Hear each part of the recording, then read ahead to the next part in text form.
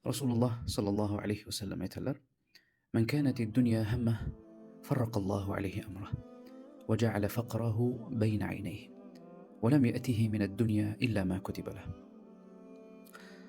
Kimning g'ami dunyo bo'lsa, qalbi, aqli dunyo, o'yin kulgi, pul topish bo'lsa, farraqallohu alayhi amrah. Alloh uning ishlarini parokanda qilib yuboradi, tizginsiz qilib qo'yadi. Doim g'am tashvish, u ishdan bu ishga sakragan, bir ishni usholmaydi, hech ishlar o'ngidan kelmaydi.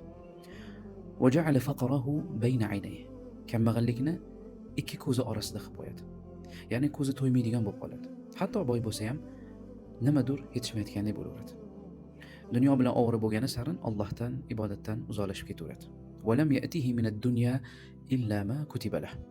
Va dunyodan unga faqat taqdirida yozilgani keladi. Ya'ni shuncha harakatidan keyin ham u faqat yozilganini oladi. Ozmi, ko'pmi oladi. Lekin oxiratini yo'qotib bo'lgan bo'ladi. Uzoqlashib ketgan bo'ladi. Qaraganda, yosh o'tganda uzoqlashgan odam qachon yetib keladi? Va man kanat al-akhiratu niyyatuhu jama'a Allohu lahu amrahu va ja'ala ghinahu fi qalbihi va atathu ad-dunya wa hiya raghima. Kimning niyati oxirat bo'lsa dedilar, Alloh uni ishlarini jamlab tartibga solib qo'yadi. Hamma ishlarini oson, yengil qilib qo'yadi. Va boyligini qalbida qiladi.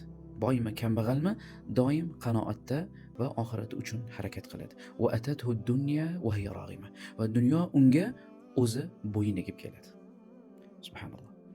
Hasan Basri rahmatullohi alayhi aytadilar, sahobalarni vasflar aytadilarki: "Adraktu aqwaman ma kanu yafrahuna bi shay'in min ad-dunya aqbal wa la yata'assafuna ala shay'in minha adbar.